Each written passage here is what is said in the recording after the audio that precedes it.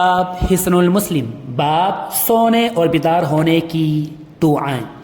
اللہم عالم الغیب والشہادۃ فاطر السماوات والارض رب کل شیء وملکہ اشہد ان لا الہ الا انت اعوذ بک من شر نفسی ومن شر الشیطان وشرکہ وَأَنْ أَقْتَرِفَ عَلَى نَفْسِي سُوءًا أَوْ أَجُرَّهُ إِلَى مسلم۔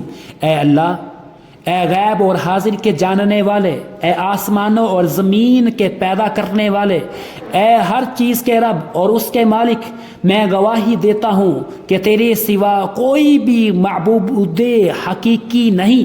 میں اپنے نفس کے شر سے اور شیطان کے شر اور اس کے شرک سے تیری پناہ چاہتا ہوں، اور اس بات سے بھی کہ میں اپنے ہی نفس کے خلاف کسی برائی کا ارتکاب کروں یا اسے کسی مسلمان کی طرف کھینچ لاؤں۔ اور یہی باب جاری ہے۔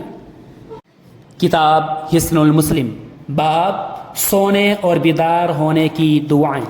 الحمد للہ الذی اطعمنا وسقانا وکفانا وآوانا فَكَم مِّمَّن لَّا كَافِيَ لَهُ وَلَا مُوِيَ۔